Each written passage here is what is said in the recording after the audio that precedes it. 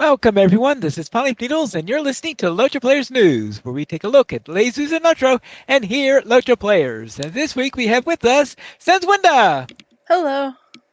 and Krister. Hello. Hello there, everyone. And today we have another beta from Bull Roarer.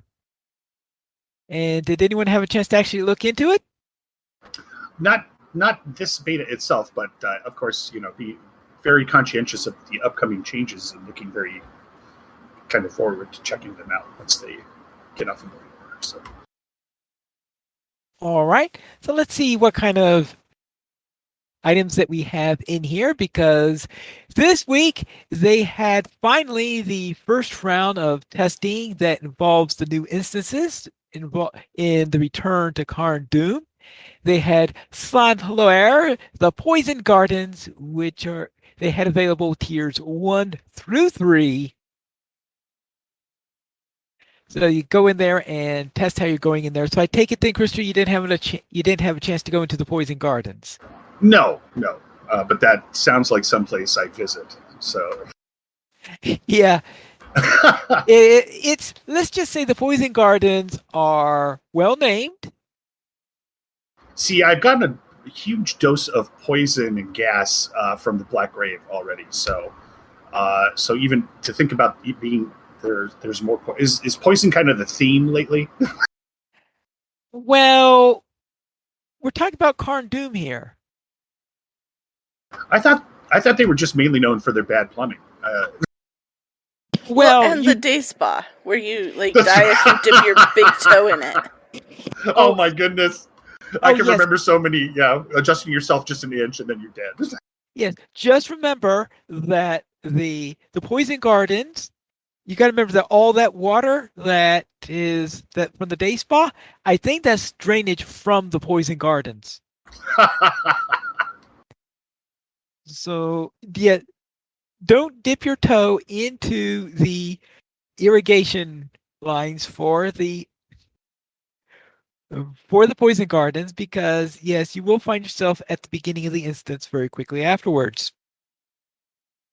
And of course, there are trolls that like to knock you back in there also, so you might have trouble avoiding finding yourself in the day spa. So yes, that sort of is one of the challenges that are in there. The other challenge was that there was a bug in the solo mode where they forgot to put in the enemy debuffs for the solo mode. Oh no. That meant that the solo mode was identical to the small fellowship mode. You told me the Balrog would only be 1 foot tall. Yes, that was pretty much what the situation was in there. So the trolls then were hitting very heavily, and with the momentum they had into there, it was a real bit of bother going into there. So, that's pretty much, so that's funny finally, because we had Glory had mentioned something about having a hard time with it. I think she was talking about that. So that must have been it, that they were full power, basically. Yeah, they were full power. Now, my way of getting around that was I ran it as 2-player, despite only being soloing it. And of course, it was rough because they were still higher than normal, but it wasn't nearly as bad as running the 3-player version. Whether you had it set for solo or regular. Because it looked like the solo and the 3-player were identical. The 2-player had the proper debuff on it. So if you're someone who wasn't too squishy, you might be able to survive that. That is, of course, unless you're punted by a troll into the day spa.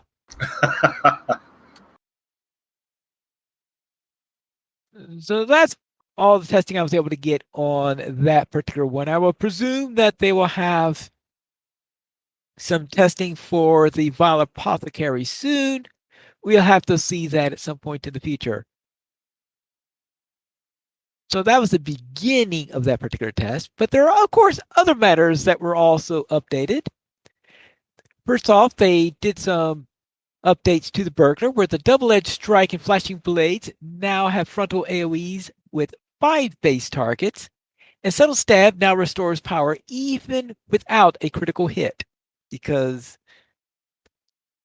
the idea there was that restore power on a critical hit was the version that they added last week, and they decide, all right, fine. They decide it'll restore power regardless of whether or not there was a critical hit. Well, yeah. Now you think that makes complete sense, considering that they're hinting on that we're going to be having, that power issues will now be something we're going to be dealing with. Yes. Well, the idea adding a power on critical hit for Subtle Stab was their original response to the power upgrades. And then the burglars, I think, complained that a critical hit wasn't enough on that. Maybe because the yellow line burglars don't crit nearly as often as the other lines of burglars. Yeah, I feel the same. I feel like it makes far more sense that it just happens every time you don't have to crit, you just hit. Yeah. And I think Subtle Step is one of those skills you don't use all that often. The idea there of this was to get people to use the skill more often and use that as a power restore. But anyway, the second one they have here where they have updates are on the captain, but we're going to skip the captain for now because I want to go over through last week's changes plus these changes with Krister here, since he's Good here. thinking. Excellent. Yes. So for the Guardian, Guardian's Ward now restores a small amount of power when used, and power costs have been reduced for most basic offensive skills. For the Lore Master, power costs and power restoration values have been adjusted. Whether that meant in the Lore Master's favor or against it, they don't say in there. For the Minstrel, Code of Fury now restores a small amount of power when used. Power restore from improved Anthem of Composure has been improved. Power costs have been reduced for most basic offensive skills. And Cry of the Wizards inflicts damage earlier in its skill execution. For Runekeepers, Rune Sign of Winter is now correctly classified as a tactical skill. All right, that makes sense. Static Surge gives 1 battle attunement when used. Frost skills no longer change your attunement. Oh, that's interesting. Writ of Lightning once again builds 3 battle attunement when used. Self-motivation heals increased about 60%. Power costs have been adjusted. Prelude of Power now only restores power to the Runekeeper casting Prelude of Hope. Scribe, a new ending, now attunes 2 pips towards neutral. Shocking Touch now attunes 2 pips towards neutral. It used to be 3. And Glorious Foreshadowing now correctly tiers up rather than overriding at tier 1 when applied to a different runekeeper by a different runekeeper. And updated icons for several HOTS to differentiate them from Writ of Help. Now, the Frost skills had the spent attunement rather than building battle attunement. All right. Yes, that's what it is. Last week, the Frost skills tended to send you toward neutral. So this week they decide, all right, they'll just have no change at all in either direction. Now for the Wardens. Now, Persevere Healing has been reduced to its intended value. I think they had that up a little bit too high on the first beta on there. Celebration of Skill, healing was increased. Exaltation of Battle and healing increased. The boot damage was reduced. Oh. Now, I would like for the boot, what I would like it to do is to reliably interrupt. The number of times I'm using the boot as an interrupt and the mob just completely ignores me is getting annoying. It is always frustrating when you're like, okay, I'm going to taunt you. Hey, why didn't you turn towards me? Yeah, that's also a pain. Yes. Range Resounding Challenge correctly deals initial damage. Power cost and initial damage adjusted to several assailant skills. Spear of Fate damage increase. Spear of Fate's dot now pulses 11 times instead of 10. Shield Tactics will no longer reapply stun immunity if you already have stun immunity from using Shield Tactics in the last 10 seconds. Now, I must admit that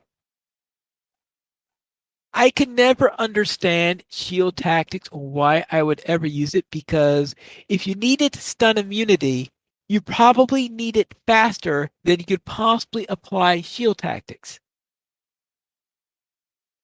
Well, yeah, and just to think about when, the times that you'd be using stun immunity anyways, you'd think you'd be grouping people and potentially have somebody else that could give you stun immunity, Yeah, right now, and I just don't understand the Shield Tactics, because by the time I notice that I need stun immunity,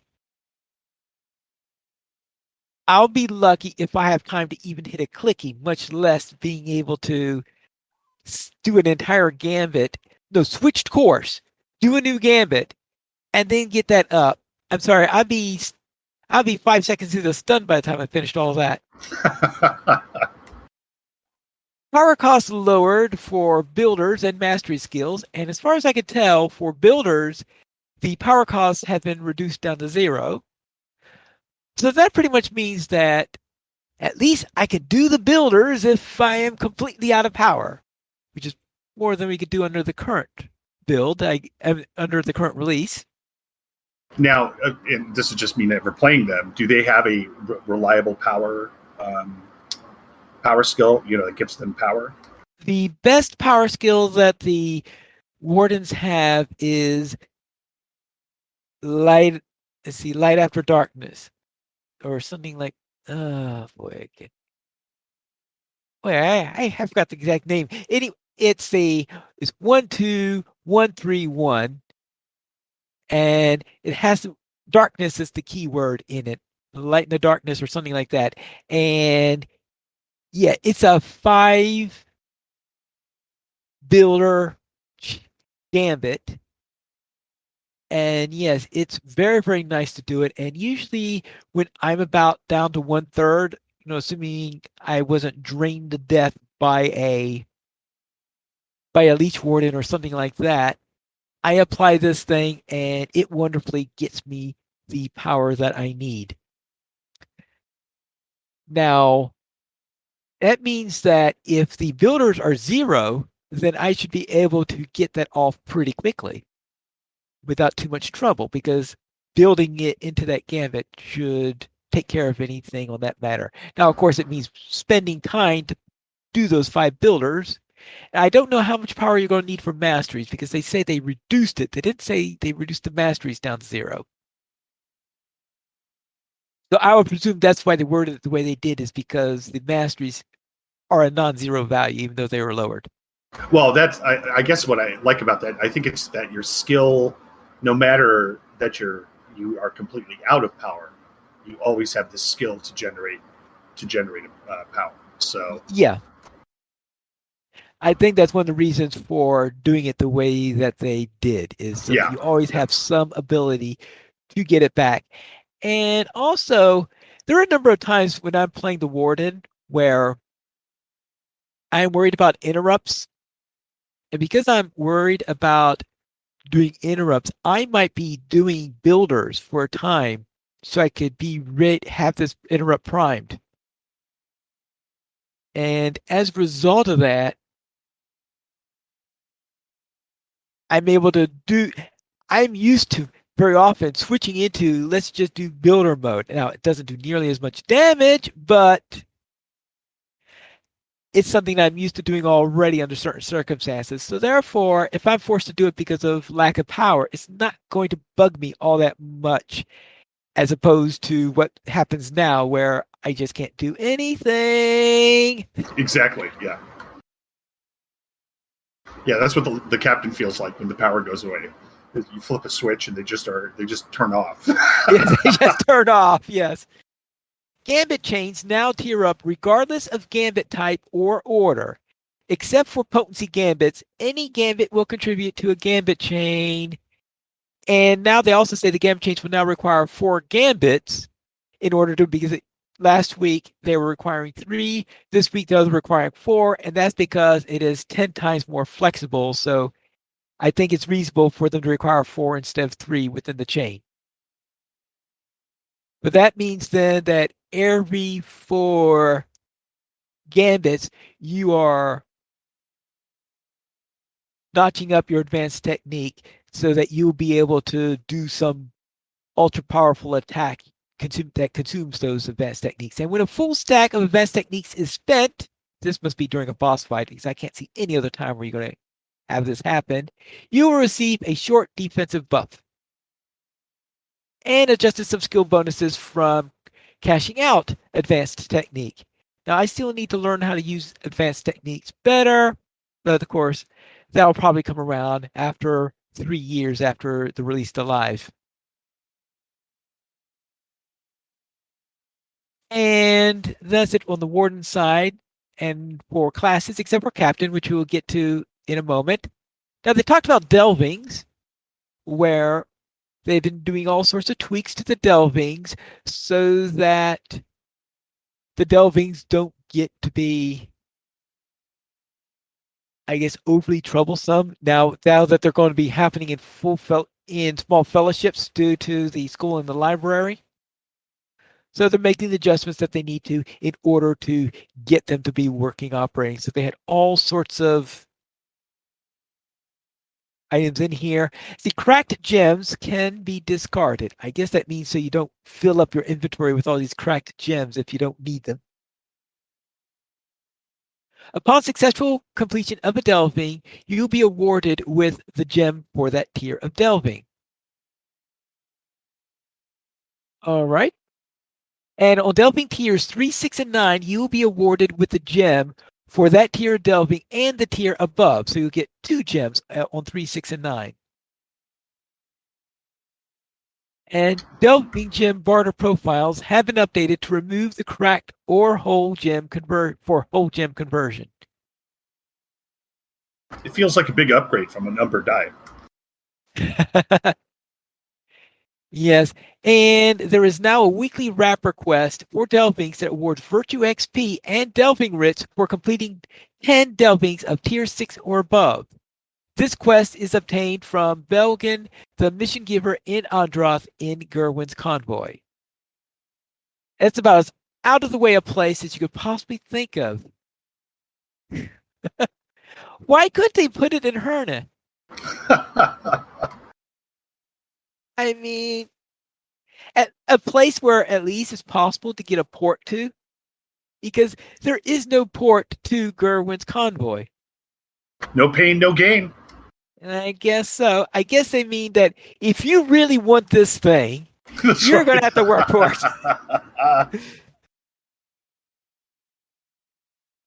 Yes. Now on Monster Play, the skill March will now activate as an overhead icon to indicate to players that March is toggled on. While not quite as large as a true mount, this should keep the convoy help convey to users, allies, and enemies when a monster player is marching. As for the Orc Defiler, flies summoned by a Defiler no longer have an initial hit on their power drain. This means quickly stepping in and out of their aura should no longer rapidly drain you of power. The power drain for flies has also been reduced in potency. I guess this goes with all the power changes, of course. So they were tsetse flies, but now they've been kind of downgraded to house flies. Yeah, I guess so.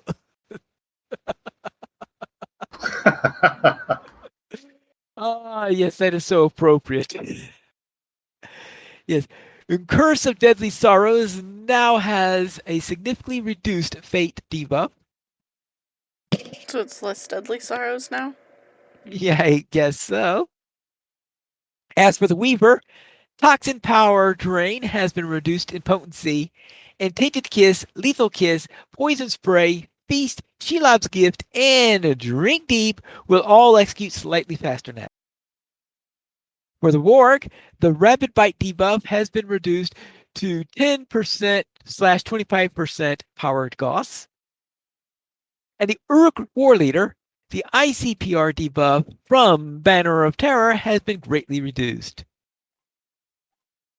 Now, we were talking last week about the Grondries encounter, and now Grondries now behaves more like a real raid monster with correct transitions between her phases. How was she behaving? I don't know. I didn't go inside of it during last week's beta. Phase 1. Grondries is rooted to the ground and will randomly target opponents within melee range and outside of melee range with appropriate skills. In Phase 2, she will lift into the air with a fiery flourish, then hover and blast targets randomly around her until beaten to Phase 3. And in Phase 3, she gains complete mobility and will attack with Savage Bites, Wing Buffets, Fire Breath, and the Fiery Flourish all over again. Wow.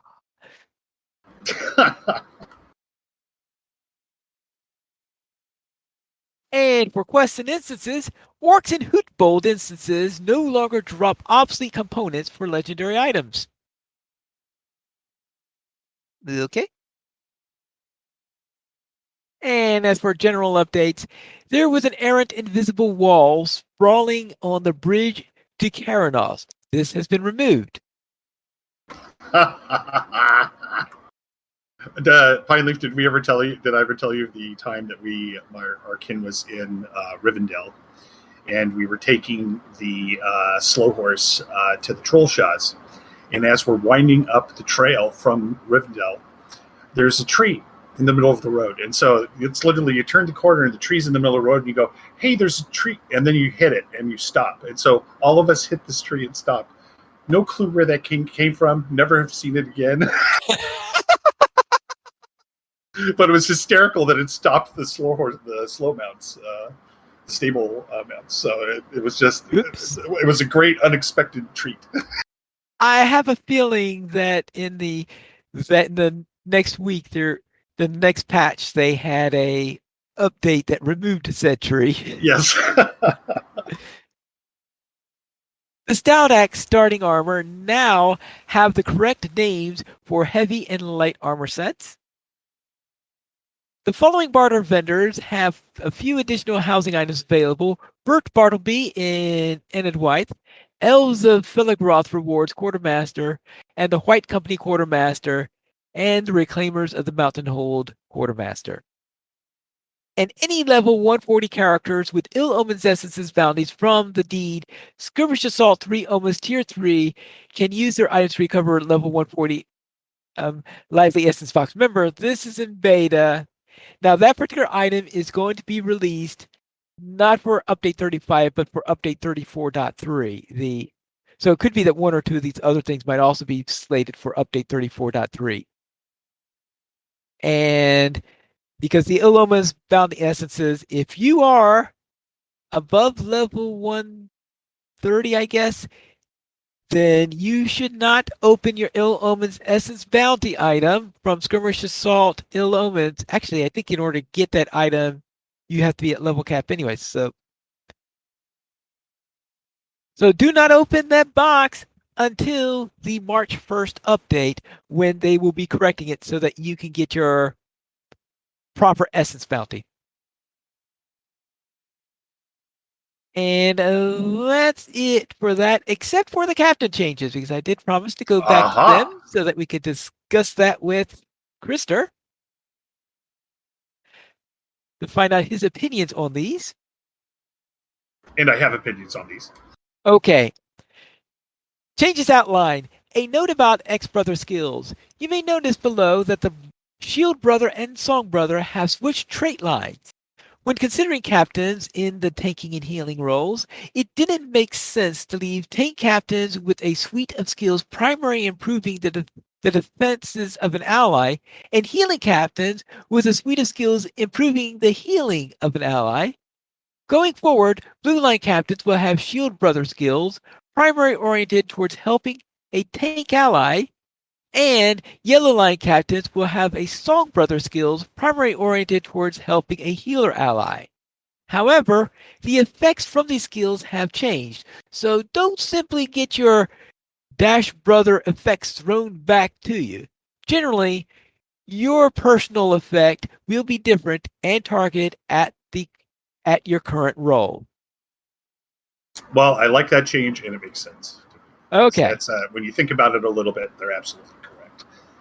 Why would you, if you're doing blue line, why do you need to enhance a healer? You should be the healer at that point. But to kind of counter that a little bit, it would be that the blue line was, it was really hard to main heal in blue line, and me and another captain in our kin at one time could main heal as captains. We were quite proud of it.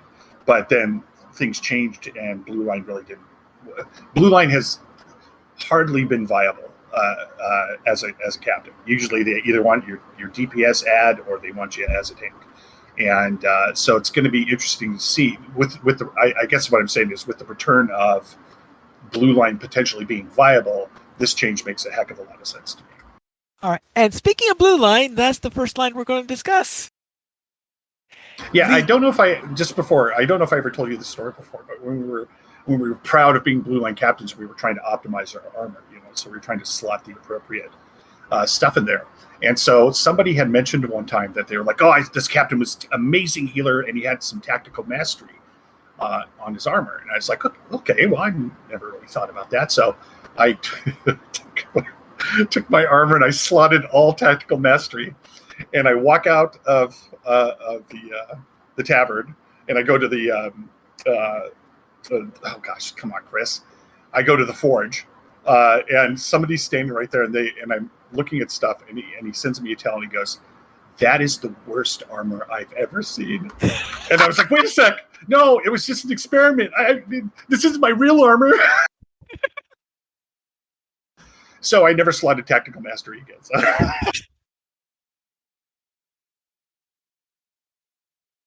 Okay, sorry about that.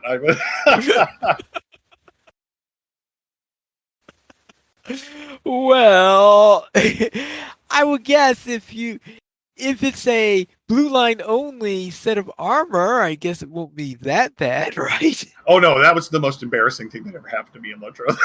By far. I was so instantly humiliated when he said it. It was like, oh, he's right.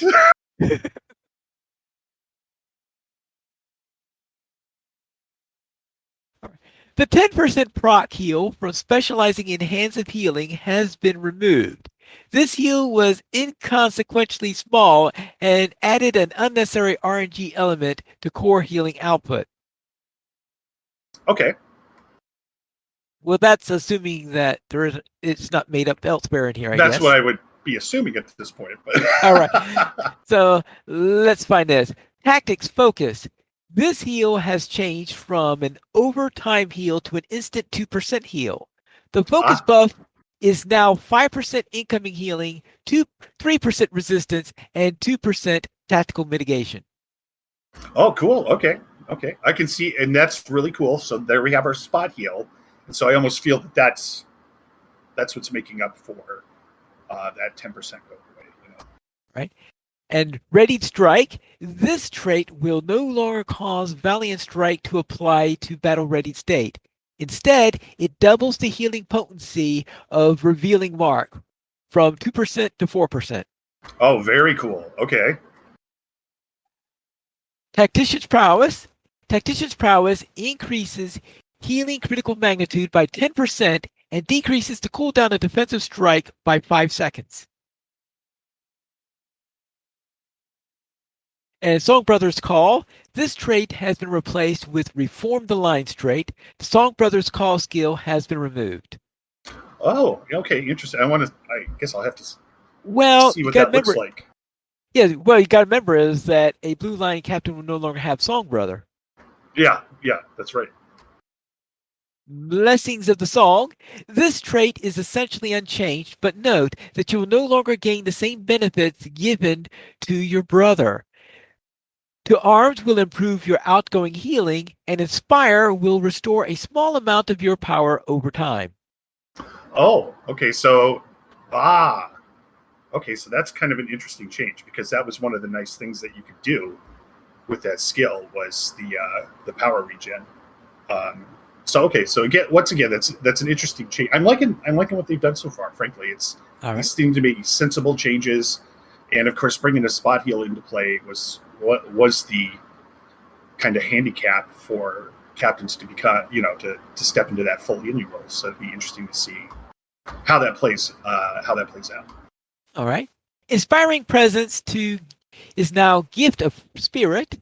The current effect from this trait has been replaced with a new effect. Hits you land with melee skills will give you stacks of inspiriting. Each stack will give you 2% outgoing healing up to 5 stacks. At 5 stacks, you'll be able to use Gift of Spirit, a skill that will consume all stacks to significantly heal a targeted ally. Note that in World War One, this trait erroneously stated that the effect tiers up with melee skill critical hits. You no longer need a crit to tier up this effect. Ooh, that's cool. That's All right. that sounds like a really cool skill. All right. Skilled hands and dignified spectacle. These two traits have merged into skilled hands since they already give nearly the same bonuses. The final skilled hands bonus will give you plus 5% melee and tactical damage and plus 10% outgoing healing. For bolstered resolve, this trait's max value has changed from 20% to 10%. This part of an overall reduction in critical magnitude effects and the loss in value has been compensated for by higher base healing strength. Okay, I actually honestly like that trade off. So. All right. Blood of Numenor to escape from darkness. Rank 3 of this trait, which turns escape from darkness into cry of vengeance, is now a trait set bonus, making Cry of Vengeance a Hands of Healing specialization only skill upgrade.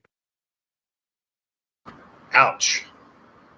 That one really hurts. That hurts. Okay.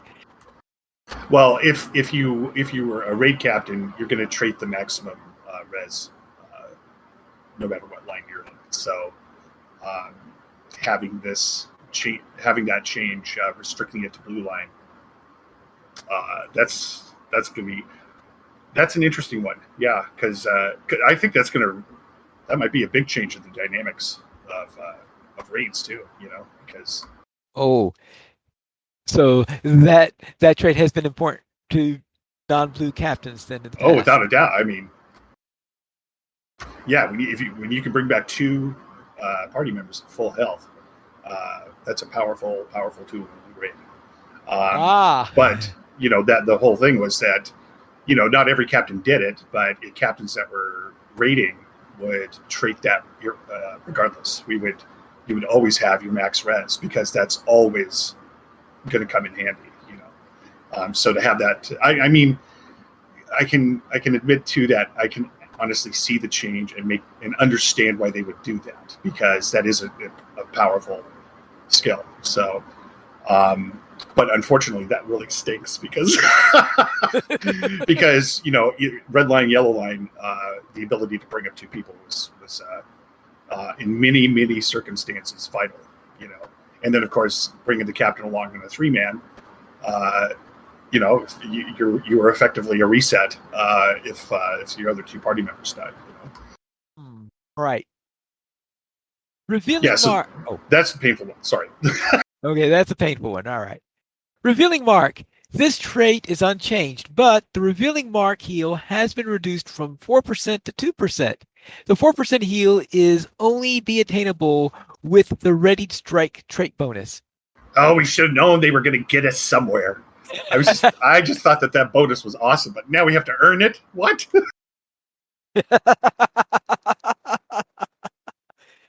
Gallant display. This trait has been removed since you already have gallant display skill. All right. Astute Okay. hands. Critical magnitude has been reduced from 20% to 10%. An honorable blow. This effect will only be triggered by Inspire rather than Valiant Strike.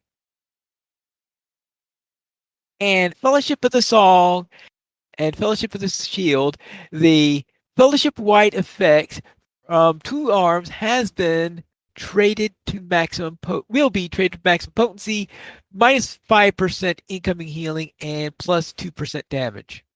Cool. Okay. And Reform the Lines in Shield of Dunedain with this trait and skill granted by your hands a healing specialization. This capstone trait position in the tree will be replaced with Shield of the Dunedain trait, granting you the Eponymous skill. And Valor, this trait's effect has been replaced. It was fairly a weak and unreliable heal. It has been replaced with an effect which adds a bonus heal to your shield brother to most of your melee skills. These heals will scale with the damage of the relevant skills. As a rule of thumb, if a trait, tracery, buff, etc. increases the damage value of a skill's tooltip, it will also increase that skill's valor healing. Skills affected are Sure Strike, Defensive Strike, Cutting Attack, Grave Wound, Pressing Attack, Devastating Blow, and Blade of Elendil. Okay, cool. That makes sense. Right. It feels like they're trying to make the captain, the blue line captain, much more melee too, which is totally awesome. All right. So those are the updated traits for blue line. Now for the skill changes. Gallant Display. While traded blue, Gallant Display hasn't changed much, though it is now an AoE skill. That sounds like a major change to me. Yeah. When it hits a target, it applies a moderate fellowship-wide heal, and both this potency and power cost increase if used again within a short window. This bonus, this bonus is no longer consumed by Inspire. You use Inspire so frequently that it's practically impossible to tier of Gallant buff for Gallant Display itself if Inspire consumes the effect.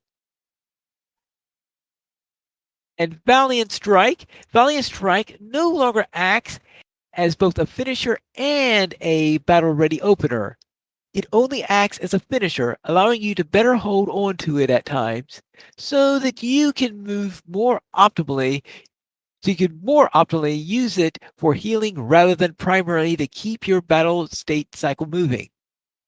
And, yeah, okay, that makes sense. Okay, and Valiant Strike no longer has AoE healing over time. Instead, is a much stronger single target heal for your shield brother. If used without an active shield brother, it reverts to a weak fellowship healed over time. Huh.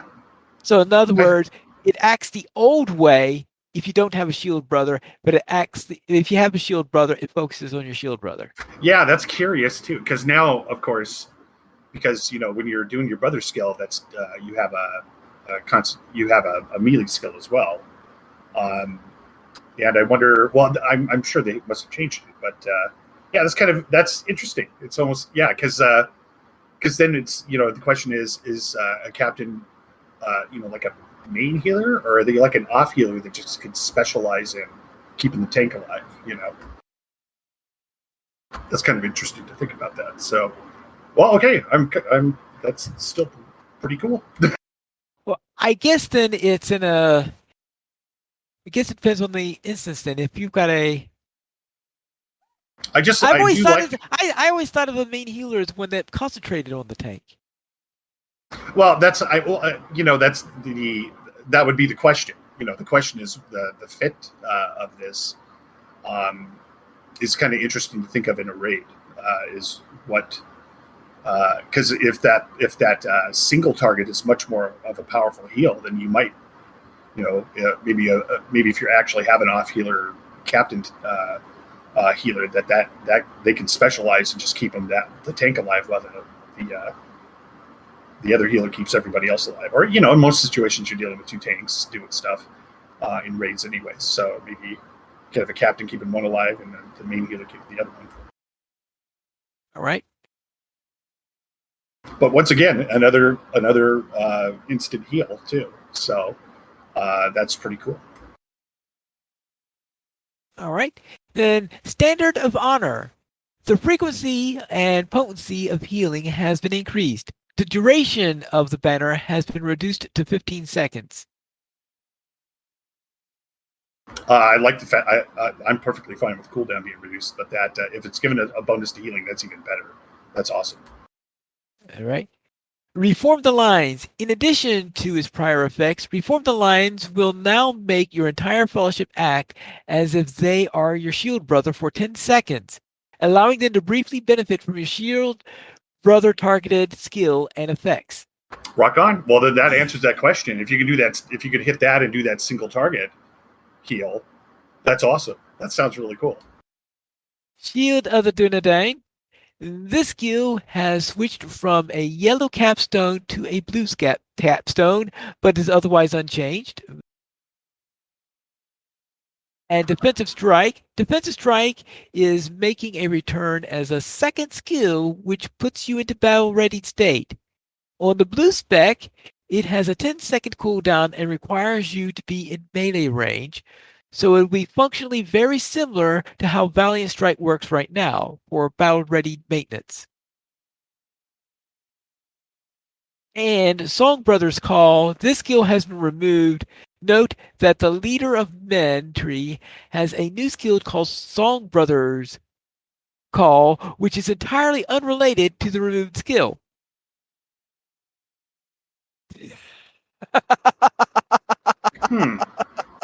Okay, Song Brothers Call has been removed because, of course, you're no longer be doing Song Brother. Yeah, and subsequently, I can with like Shield of the Dunedain, I can understand why they moved it. Yeah. Because when they removed the ability of the captains to self-target that, it made no sense to have that in the tank line at that point. So. Right. All right. So that is it for the blue line. You have a summary on what you think about the blue line changes? I'm interested, and what it's doing is it's equipping the captains with what they were lacking, which were the instant heals. My only feel bad, but I'm just going to reserve it because I've got to see it in action. But it's just painful to lose that res. But that might only really, if I'm just being realistic about it, affect a really small number of people that play the game, because the captains, raid captains are they're not running around everywhere. But I just think that the people that do that it's going to be a little bit painful. But once again, to see what, okay, if we don't do that anymore, what is the effect of the base res at that point? Because maybe in fact, I totally missed that if you'd said that, Pine Leaf. I guess I was. But did they change the base res at all? Oh, the base, that will probably be under general skills. So when we finish the other lines, we could find out. Oh, gotcha. Okay. So overall, I'm intrigued. I'm excited, and I know that me and my fellow Kenny, who loved our brief moment in the limelight as primary healers, would love to take another shot at it too. So. All right, let's then head into lead the charge, which is the red line, and see what changes they have there. First off, tactics, Relentless Assault. The Relentless Assault buff now gives 5% damage, 2% critical chance, and a minus 5% attack duration. I like that. Okay. Ready Strike. This trait is no longer causes Shadow's Lament to apply a battle-ready state. Instead, it gives you a plus 10% to damage. You know what? Honestly, listening to all these changes too, I actually am appreciating the fact that they're trying to be very conscientious of the battle-ready state and trying to the potential for us to preserve it and to preserve the other states too, kind of independently. So that sounds good to me. So I'm excited. That sounds like interesting stuff, because of course you want to have battle readied up as much as you possibly can. So it's just kind of cool to feel like it feels like a captain's making these changes, Okay. Cutting Edge. The effect given to cutting attack has by this trait has changed to 10% critical magnitude and 3% critical chance with a 10-second duration. As for lacerate, this trait now causes grave wounds to spread the cutting attack bleed, and Shadow's Lament to spread the grave wounds bleed. Ooh, okay. Blade Brothers Call. This trait and skill have been removed, replaced by Standalone, a toggle skill you can use instead of Blade Brother to improve your personal DPS at the cost of group support. Oh, I love that. I'm going to have that on all the time in raids. In raids? Why help them out? I thought that was for soloing. No, captains are a gift they give themselves. So. That would be so hysterical. That's how you show your dissatisfaction with the raid, is you switch to the personal bonuses. You switch to standalone.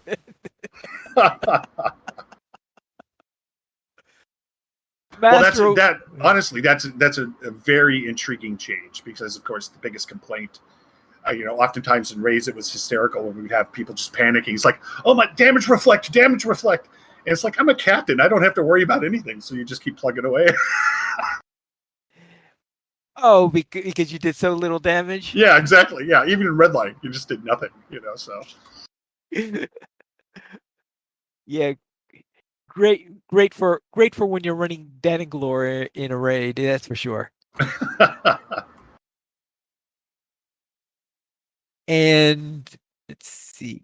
And Master of War. This trait no longer affects the duration of Oathbreaker's Shame. Oathbreaker's Shame now has a 15-second base duration.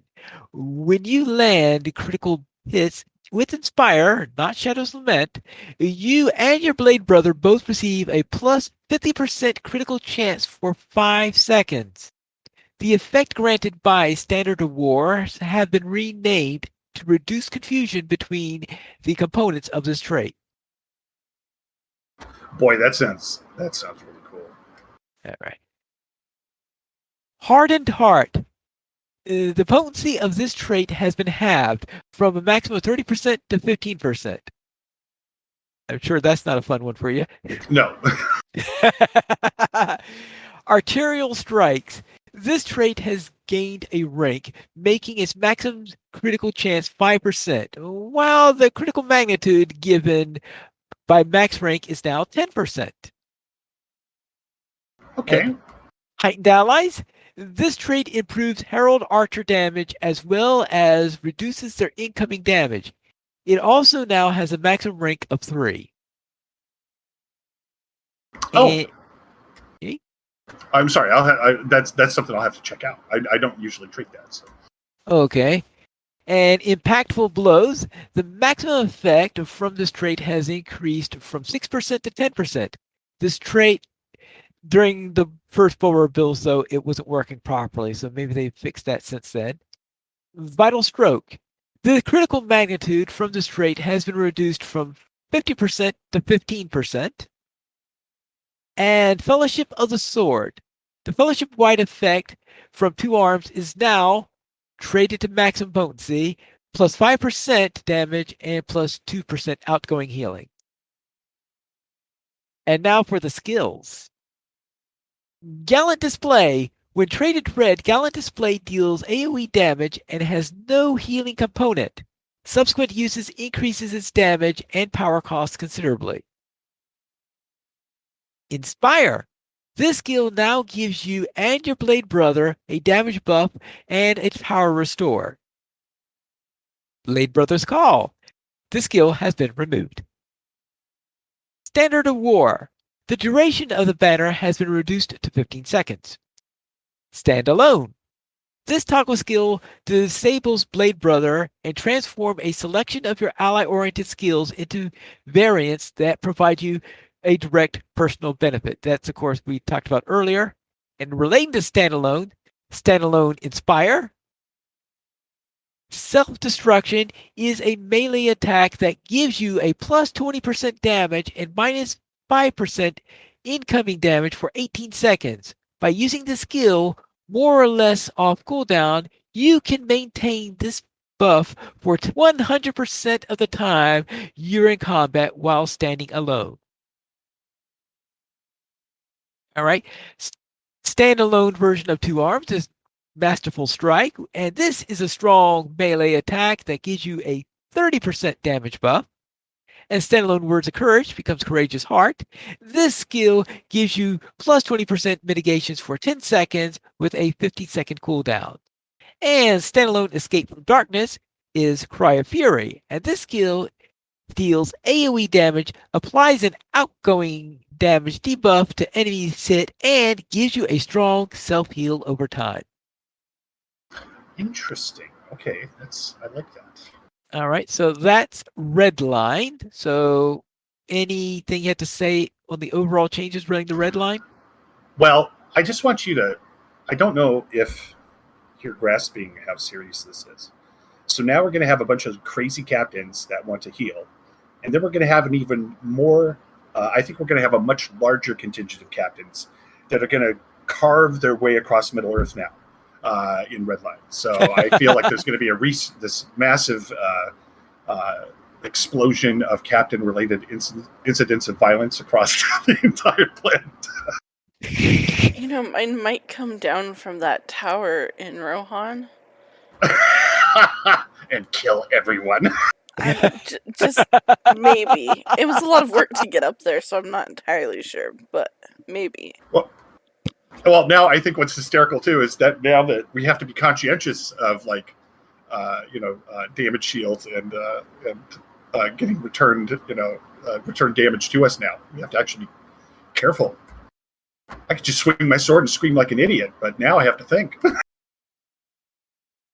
Now, one of the things that they noted in the second build to Bolvar, they did make a change so that captains who are standing alone can receive a Blade Brother from another captain. That is okay. I know that sounds a little strange considering that. I mean, if you're going to be rarely running standalone in a group. Well, that's correct. Yeah, I mean, could you have two red captains basically? You have one standalone and the other one. Yeah, and the other one supporting them. Yeah. Jeez. Yeah. Wow, that might actually be a thing. a duo with two captains. That's interesting. So overall, I'm kind of liking the subtleties here. I'm liking the changes.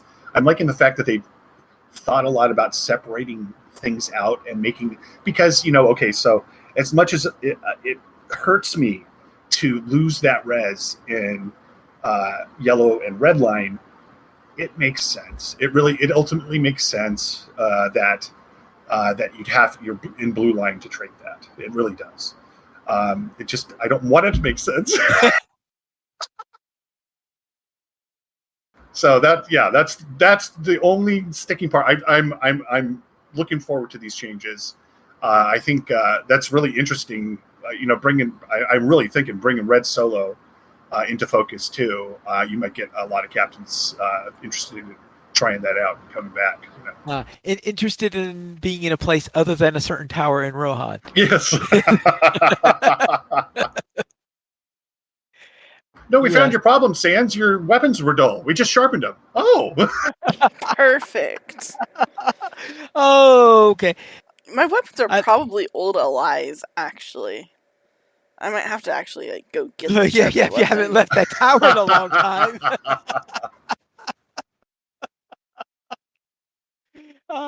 Yes. Oh. You mean you're supposed to hit you're supposed to hit them with something other than the staff part of the halberd?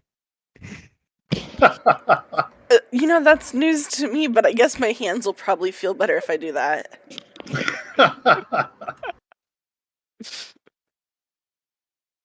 Now let's go to Leader of Men, yellow line. Yellow traits. First off, tactics on guard. The on guard buff is now 2% physical mitigation, 3% parry chance, and 5% critical defense. Okay.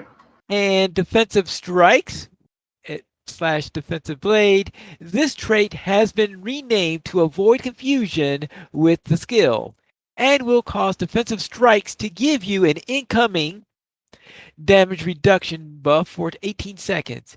It also still increases your parry chance by 5%. That's cool. Okay. Shield Brothers Call. This skill has been transformed into one which requires you to target an ally. That ally gains minus 30% incoming damage for 7 seconds. Okay, that's cool. And Blessings of the Shield. The effect from to arms granted by this trait would reduce your incoming damage rather than mirroring the effect granted you, the Song Brother. Right? Oh yeah, reduce your incoming. Yeah, of course you want to reduce your incoming damage, right? Exemplar. With Shield of the Dunedain in blue, the cooldown reduction here would shift to at the 4. Okay, so the cooldown was reduced if you did Shield of the Dunedain, I guess, in the past? Well, I'm wondering what the because I thought they moved it. I thought that was the one. Yeah, that that's the moved, point. but... Is because they moved it, you now have to use at the 4 to do the cooldown reduction for Exemplar instead of Shield of the Dunedain. Okay, well, I'm going to have to see that. Yeah, it was a change to Exemplar then, so that a still relevant skill would do the reduction. Noble Mark. Noble Mark range is now 25 meters. It has received a moderate damage increase, but is still not quite where we want it to be. Interesting. Brother's Keeper. When the 7 seconds of protection from Song Brothers Call expires, 20% of that player's threat is transferred to you. Cool. Okay. And anything that transfers a healer's threat to you, to the captain, I'm sure makes the captain happy. Yes. Yes. A happy captain is a captain that's being directly attacked. Well, at least if they're in yellow line. Yes. Fellowship of the Shield. Becoming Fellowship of the Song. The Fellowship-wide effect from to arms is now traded when traded with maximum potency, minus 2% incoming damage, plus 2% damage, and plus 3% outgoing healing. And Shield of the Dunedain becoming at the 4. This is a new skill that has taken the capstone place formerly occupied by Shield of the Dunedain. For details, we will discuss that during the skills. And for yellow line skills, or actually, you want to say anything about traits before we go into skills? No. Yeah, okay. Kind of overall not feeling too bad about it. Interested to see how it plays out. All right. Defensive Strike. When traded yellow, Defensive Strike grants you a minus 5% incoming damage buff for 18 seconds. Gallant Display. When traded yellow, Gallant Display deals AoE damage and heals you. Subsequent uses increases its damage, healing, and power cost. Strength in numbers. The potency of this heal has been increased, especially when it hits the maximum number of possible targets. Oh, awesome. Okay, that's great. Standard of Valor. The duration of the banner has been reduced to 15 seconds. They've been doing that with all the banners. Yeah. Hammer Stroke. This is a new melee skill that deals significant damage and gives you a 30% parry chance buff for 15 seconds with a 45-second cooldown. Oh, that's pretty cool. That's really cool. Wow. Song Brothers Call. This skill gives an ally minus 30% incoming damage buff for 7 seconds. And at the 4, when used, this skill negates 50% of incoming damage for 10 seconds. Incoming damage during this period will build stacks of at the 4. These cap at the maximum of 10. When the initial damage reduction expires, you gain plus 100% melee damage, and your melee attacks will spend attacks of at the 4 to heal you. 5% maximum morale per attack. And the skill has a 4-minute cooldown, which is reduced by the exemplar effect and is reset by Call of Greatness. Okay. That's interesting. All right, so that is it for Yellow Line. So anything to add with that? This is I'm pretty intrigued by this. It feels like the blue captains are going to be making some kind of comeback here, and that red captains, it's just going to be funny because I can just remember periods of time on the server where you just see floods of captains everywhere, and I feel like a flood of captains is coming on. So. Now let's go into general skills. Defensive Strike. This is a standard melee skill which gives you the Battle Ready buff. It has a 15-second cooldown. This effectively replaces Battle Ready functionality of Valiant Strikes and Shadow's Lament, while giving you Yellow Line captains access to a second Battle Ready opener skill. That's cool. All right. Fighting Withdrawal. Fighting Withdrawal has lost its parry buff. The parry buff is capable of greatly increasing your damage mitigation, but tying it to your CC breakout skill makes it feel bad to use just to parry or just to CC removal. For captains specializing in yellow, this parry buff has been shifted to Hammer Stroke. Yeah, that's a good point. Yeah, that's exactly what Hammer Stroke was the compensation for that change. So yeah, that makes sense. I understand what you're saying there. Purge Corruption. Purge Corruption retains its 15-second cooldown, but when used while battle readied, it has only a 5-second cooldown. Oh, that's cool. Oh my goodness. Yeah. Wow. Isn't that who has the most? Is it the champs that have the corruption removals that are really quick? I can't remember if there's a class that's quicker. I don't know because wardens have a pretty quick one, but it's a 3 builder one, so it probably takes them 5 seconds in order to get the next one out anyway. Yeah, the 5-second cooldown is spectacular. That's great, and this is cool too because I can see the concept that they're having here is it's good. You can't just sloppily hit your skills. You've got to plan stuff. You got to make sure you have the appropriate things, groundwork laid down to do some of this stuff. You got to do it at the right time now.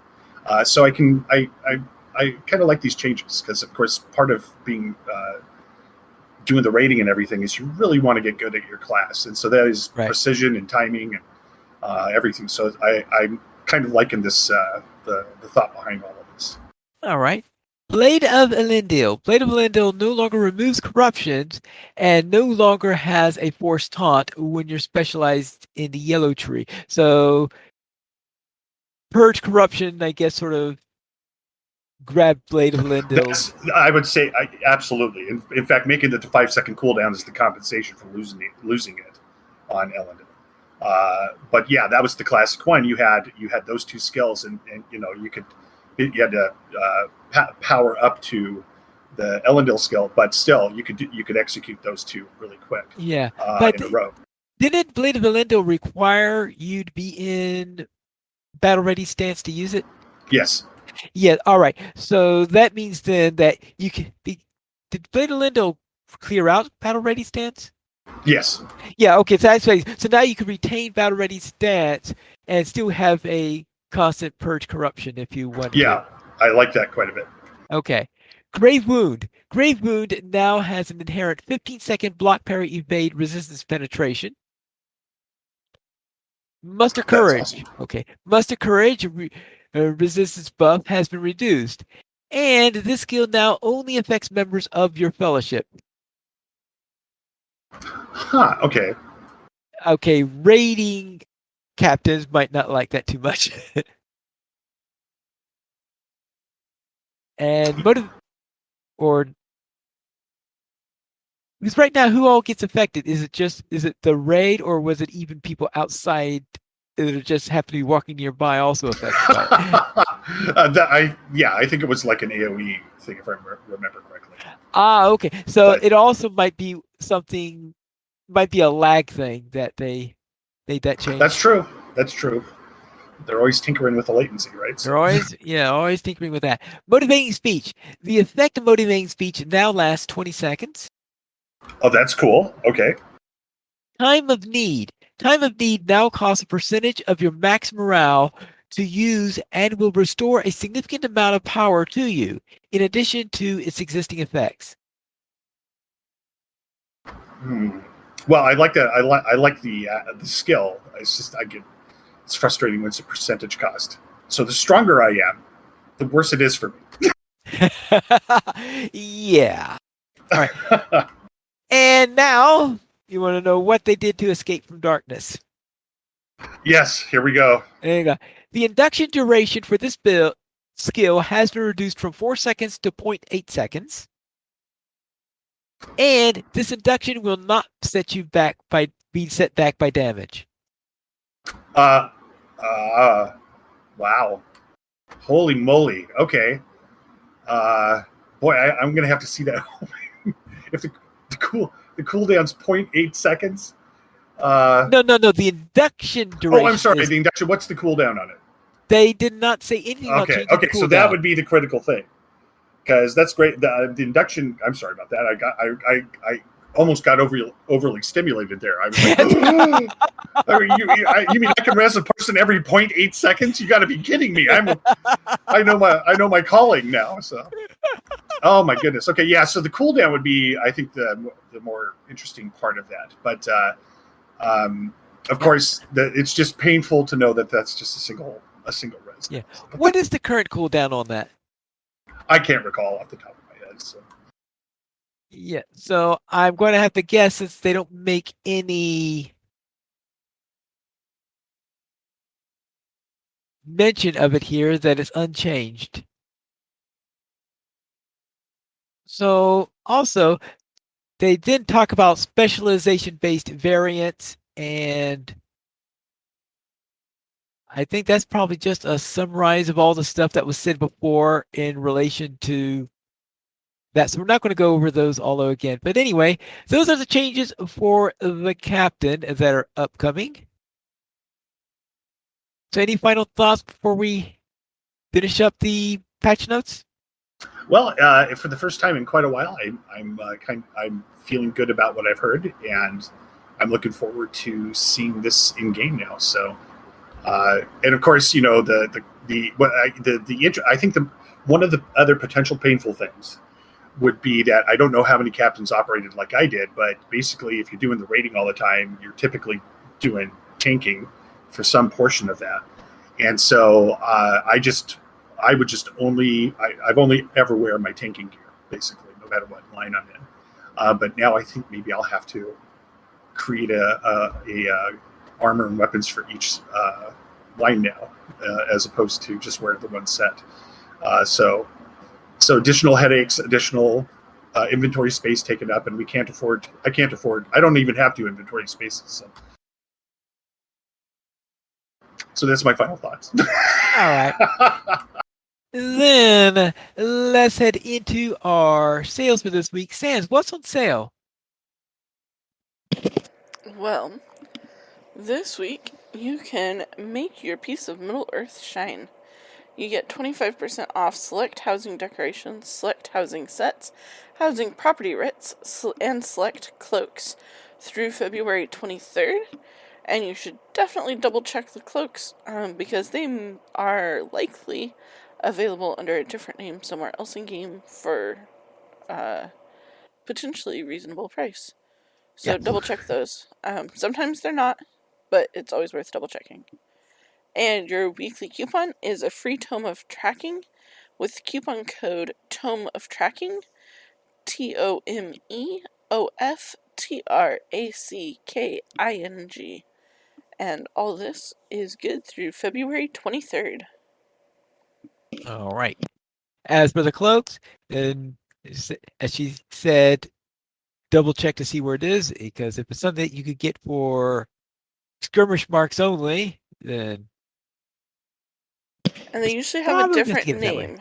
Yeah, they So usually have a like different. the ceremonial cloak of whatever is most likely the one that you'll find in the store. Um, but if you browse some of the online fashion sites, or have a friend who's played for a while, there's a good chance you can find a cloak that you like. Yeah. Then let's head into week in gaming. Krister, what were you up to? Well, we've been regularly violating the Black Grave, so that's been good. Oh, And we are hopefully going to be seeing the return of enough people here in the next week or two where we can actually get a raid together again, which would be really nice. Um, and of course, I'm not the only captain in our kin that's really interested in seeing these new changes. I'm even a little bit more excited about it after talking about it tonight. Really looking forward to seeing what we can do with that. So the one thing we'll be guaranteed is we'll die a lot trying. So that'll. And then today in ESO, I had an impromptu fashion show with Guare and then one of the other guild members that we had over there. So that was pretty fun. And I had two of my kinmates from Lord of the Rings join our ESO guild over there as well. So we're getting more people over there. Maybe we can start doing some of the big content over there too, which would be really fun. oh, maybe I better log into that game again. Yeah, we've got so I want to say we've got like eight people now, 7 or 8. I mean, Sans, if you logged in again, that'd be 8 people, I think. Well, so, or Terry and Calabathian, we might even actually have enough for a raid, maybe. So, or the trial. Fun. Yeah, that would be fun to at least try that stuff, and see what the harder content's like. Because I remember, in Lord of the Rings hitting 50 and then being guildless and being invited into the guild and then start into the kin and then started raiding, and the raiding was just a whole new world, and it was so much fun. So maybe that we might have the same experience with ESO too. I think it would be a lot of fun in doing that. And then I just I checked out a couple. I have a multitude of games, so I was looking at Ultimate Epic Battle Simulator 2 for a little bit, played a little bit of Hearts of Iron 4, and then I bought this one. I just was really intrigued by it. It's called Dungeon Architect, and it is like a 3D. It's not like you whip up a fantasy world map, but if you want to make a really quick building in 3D, you basically can construct it very quickly in this program. And it's fully 3D, and I think you can export it into Foundry and into like a Roll20. But it was just a cool, really quick like house, castle, farmstead builder that you could make a 3D representation. It would auto-populate the rooms with materials, and then you could edit the entire house and the contents of it to your liking. And that was my week. Finally, what'd you get up to? What I was up to. And we'll begin with my